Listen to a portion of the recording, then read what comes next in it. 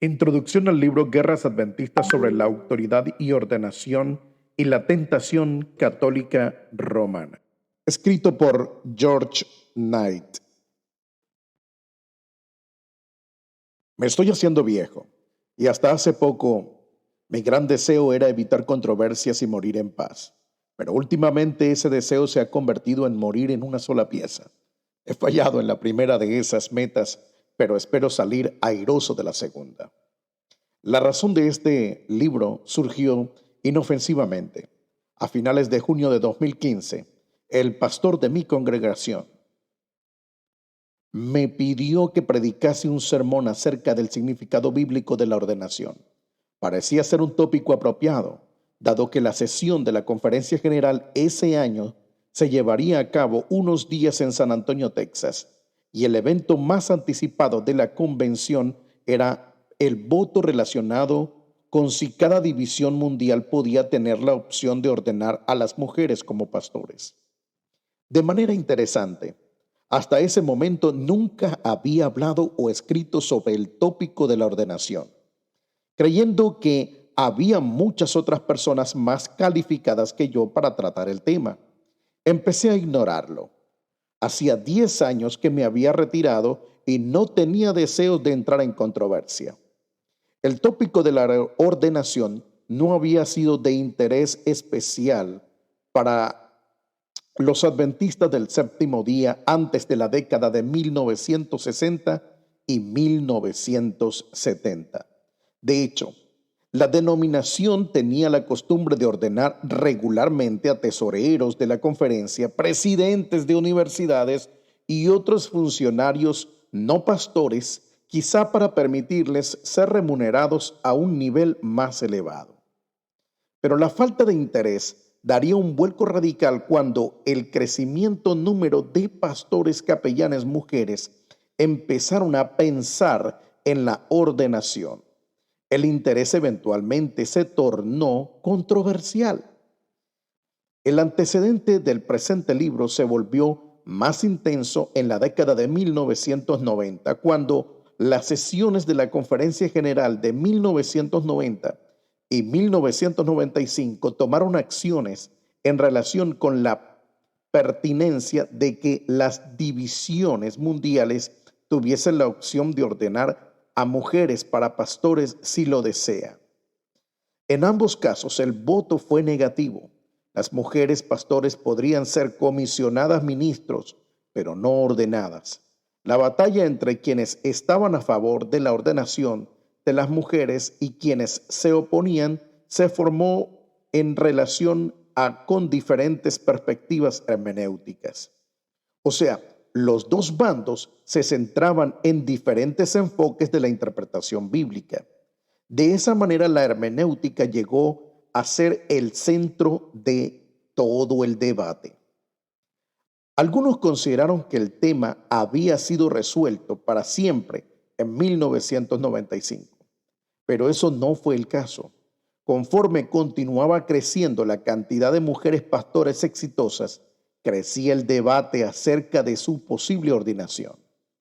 La intensidad de la discusión continuó en aumento en los primeros años del siglo XXI por la sesión de la Conferencia General de 2010. Era claro que el tópico no iba a desaparecer.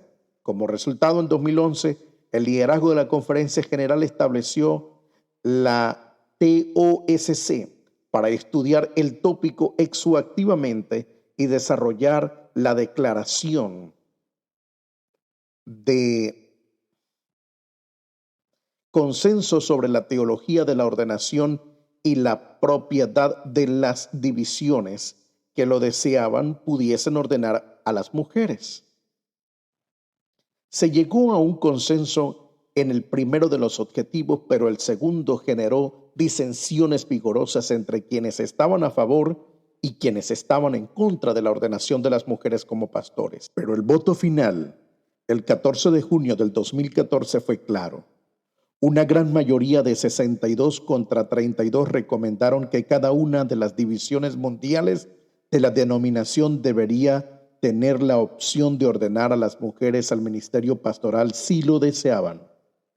El desafortunado resultado de la decisión de la TOSC fue que el voto a favor de dar a las divisiones la opción de ordenar mujeres no fue informado a los delegados votantes durante la sesión de la Conferencia General en 2015. Lo fue el hecho de que casi todas las divisiones en sus informes de la TOSC estuvieran a favor de que cada división tomase una decisión.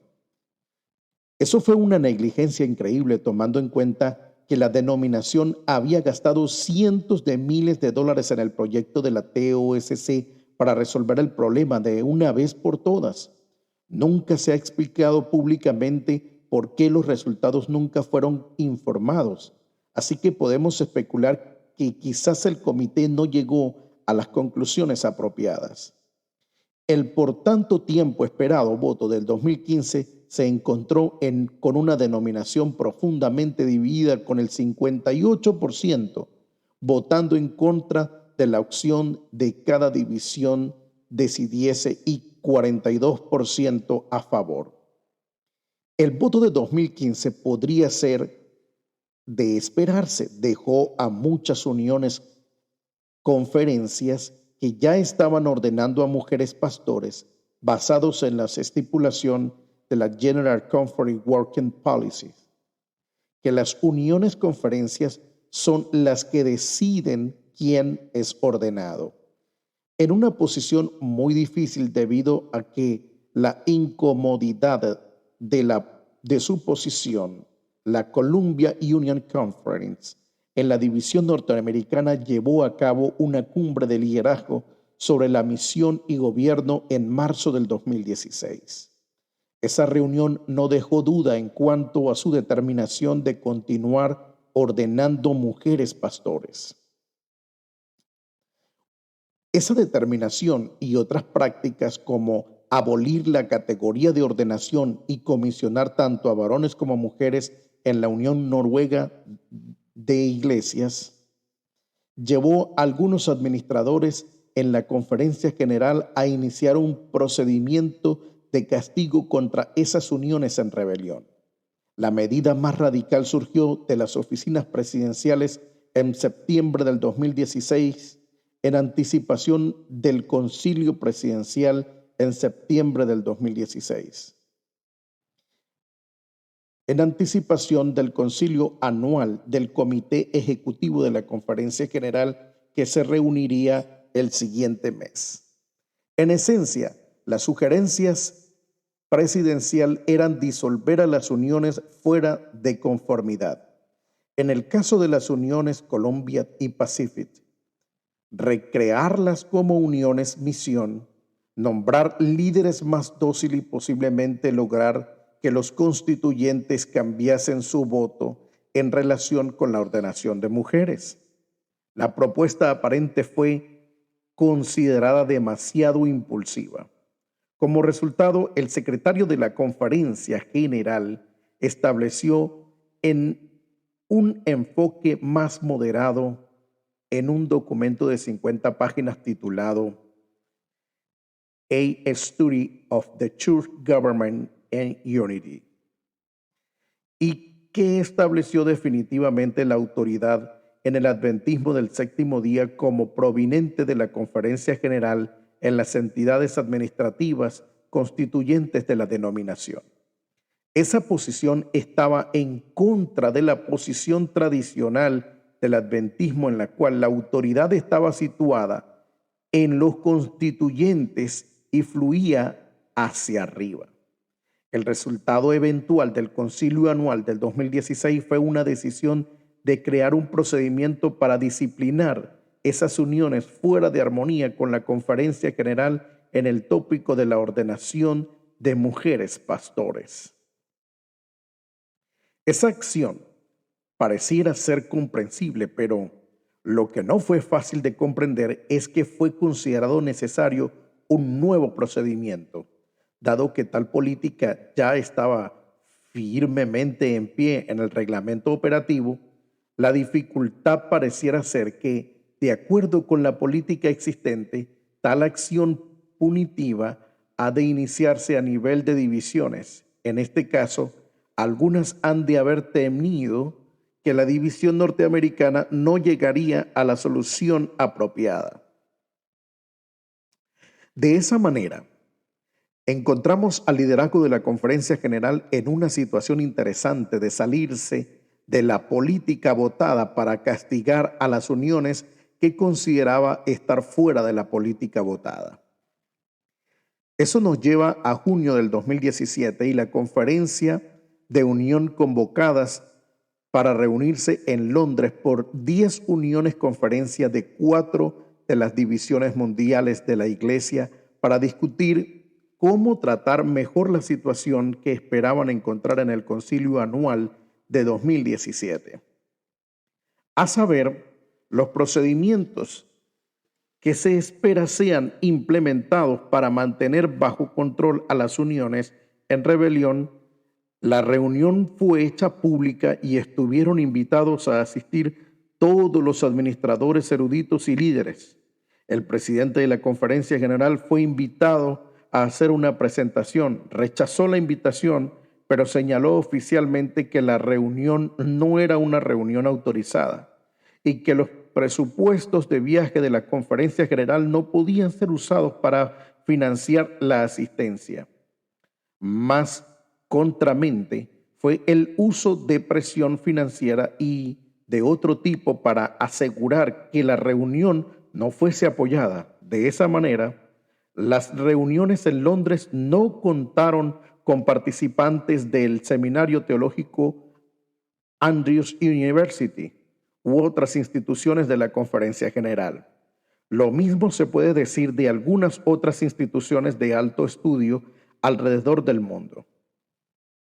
De la misma manera, los administradores actuales que valoraban su futuro recibieron el mensaje de no asistir, pero a pesar de las amenazas implícitas y explícitas, las reuniones de Londres fueron testigos de una concurrida asistencia.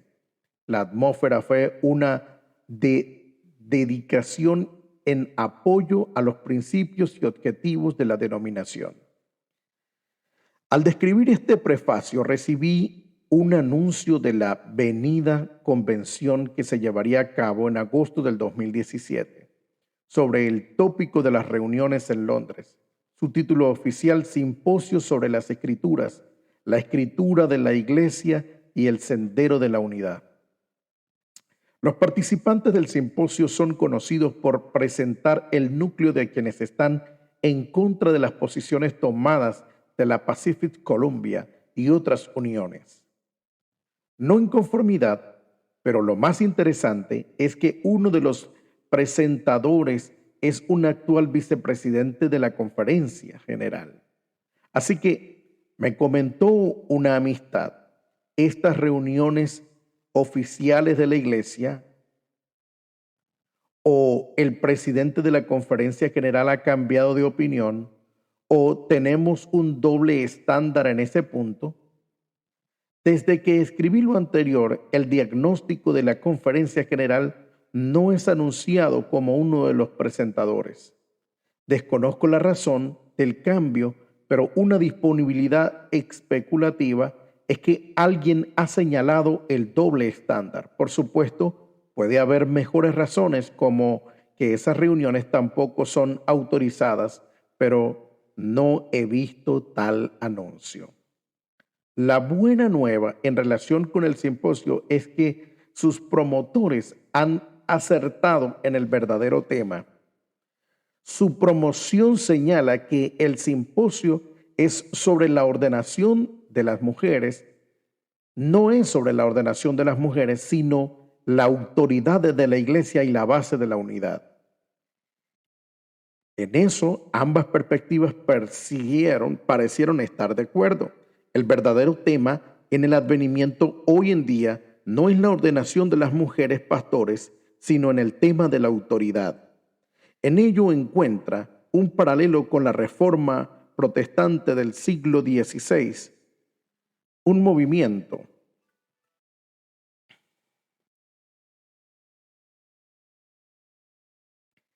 que en su núcleo no era en relación con las indulgencias y la justificación por la fe, sino la autoridad eclesiástica. En la situación presente, la ordenación de las mujeres es simplemente el tópico que ha dado lugar a la lucha sobre la autoridad. Con tal información en mente, he organizado el presente libro con temas sobre la autoridad en parte 1 y temas relacionados con la ordenación de la hermenéutica parte 2, mientras que en la historia actual los dos temas han mezclado. Necesitamos tener siempre en mente que el tópico sobre la autoridad es básico, mientras que la ordenación es simplemente el estímulo que sacó a la luz la cuestión de la crisis sobre la autoridad. Deberíamos señalar que la situación actual no es la primera guerra de autoridad en la denominación. Uno solamente tiene que pensar en los continuos conflictos en la década de 1850 entre los diversos sectores adventismos, incluso para establecer una organización formal como adventista. Igualmente serio y brutal fue el conflicto de 1888 sobre la ley en Gálatas y los 10 cuernos de Daniel 7. Las guerras de autoridad han sido periódicas en la historia del adventismo del séptimo día. Es interesante que en los dos ejemplos anteriores, ambas guerras fueron empleadas basadas en dos variedades de principios hermenéuticos. Lo mismo se puede decir de la larga batalla sobre el continuo. En la década de 1910, el rey del norte, una década más tarde, y la comprensión de Elena de White por la denominación posteriormente en ese siglo. La batalla sobre la teología hermenéutica y la autoridad de la Iglesia van de la mano a lo largo de la historia de la denominación antes de proceder al tópico de las guerras de autoridad. Debería señalar que la batalla durante el periodo 1888 y la situación actual exhiben muchos paralelos, incluyendo el espíritu de división de algunos de los participantes. En relación con el presente libro, la presentación de mi sermón en junio del 2015, que inmediatamente se tornó viral en Internet, llevó una invitación por Columbia Union para presentar dos documentos que en su cumbre de liderazgo del marzo del 2016, esos documentos, el pueblo antiorganizacional se organiza a pesar de sí mismo, y el papel de las uniones conferencia en relación a las autoridades superiores. Son los dos primeros capítulos. Mi participación en esa reunión resultó en una invitación a presentar un documento en la Unión de la Unidad en Londres en junio del 2017. Ese documento, católico o adventista, la continua batalla sobre la autoridad, más 9.5 tesis, es el tercer capítulo. En los capítulos 4 al 6 hay un cambio radical en los temas del libro. No apartamos del tópico primario de la autoridad de la Iglesia y pasamos al tema secundario de la ordenación femenina y los temas hermenéuticos relacionados con esa discusión. El capítulo 4, el significado bíblico de la ordenación, es la transcripción del sermón de junio del 2015 que produjo la cadena de eventos que llevaron a la publicación de este libro. El capítulo 5, demostrar más de lo que deseado, fue publicado inicialmente en Ministry en marzo de 1996. Fue estimulado por mi reacción a la presentación formal durante la sesión de la Conferencia General de 1995, en oposición a la ordenación de las mujeres pastores. Considerando la metodología y los textos usados, mi conclusión fue que el orador realmente había demostrado que Helena de Guay era una profetisa falsa, lo cual ciertamente no era su intención.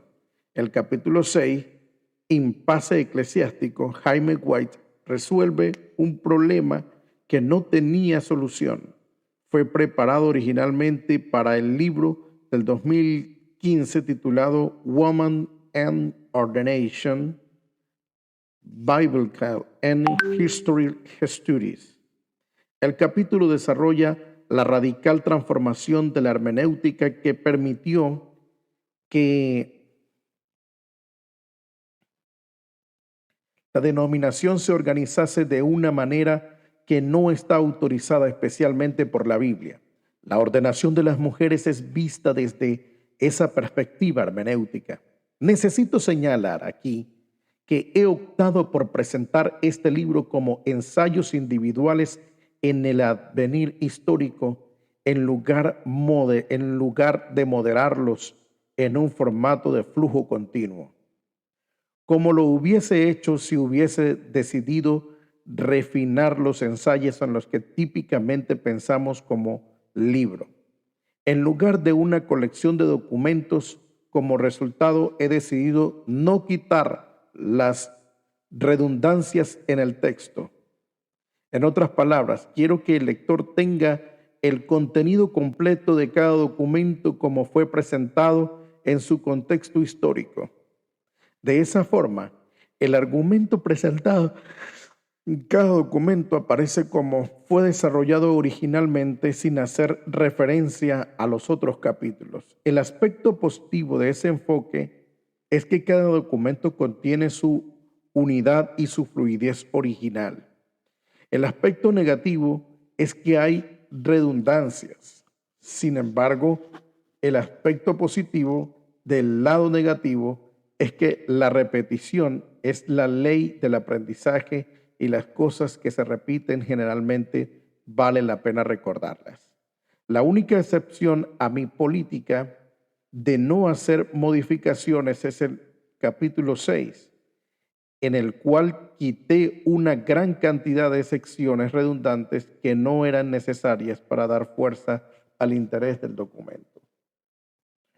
Uno de los eventos más interesantes posteriores a mi presentación en el Católico Adventista, la continua batalla sobre la autoridad 9.5 tesis, ha sido la prohibición de la venta de mis libros en las librerías de las conferencias de Michigan. La prohibición se retiró, pero corresponsales alrededor del mundo notaron dos puntos consistentes. Primero, que la acción indudablemente aumentaría la venta de mis libros. Segundo, que la acción simplemente reforzaba mi punto de que el adventismo administrativo es un enfoque autoritario con demasiada frecuencia toma el sendero de la iglesia medieval. Después de todo, la iglesia medieval regularmente prohibía libros que no le parecían bien en su índice de libros prohibidos.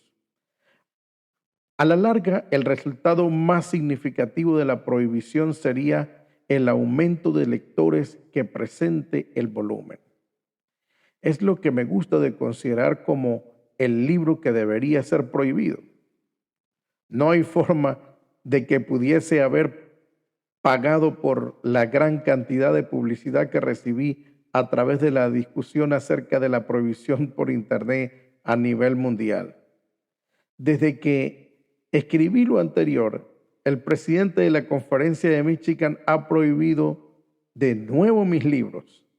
Su última decisión es que las librerías pueden vender el material que tienen a la mano para no colocar ninguna orden para repostar el material cuando se acabe. En el diálogo surgió la prohibición. Se expresó la opinión de que los libros de cualquiera que desafíe la autoridad del presidente de la Conferencia General no deberían ser de aparecer a las estantes de los adventistas Book Concentres. El corresponsal perspectivo señaló que si ese fuese el caso, debería quitar también los libros de Elena G. de White. Mientras tanto, necesito expresar mi razón y preocupación por mi iglesia y sus líderes, incluyendo a quienes están en desacuerdo conmigo. Quiero señalar que mis relaciones personales con el presidente en turno de la Conferencia General han sido consistentemente placenteras. Sé que es un hombre de oración, un caballero cristiano y una persona que cree fervientemente en la misión de la Iglesia Adventista del Séptimo Día.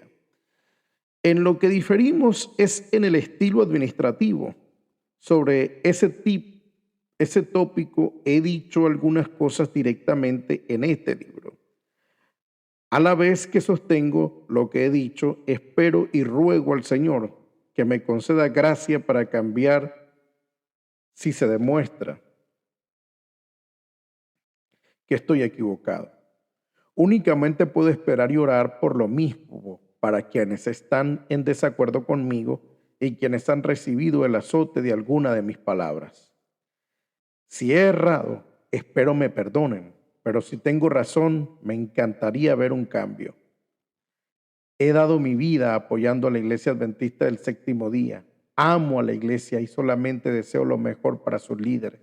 Y lo mejor siempre significa ser fiel a la Biblia, al don profético de Elena G. de White y a los grandes principios demostrados en la historia adventista.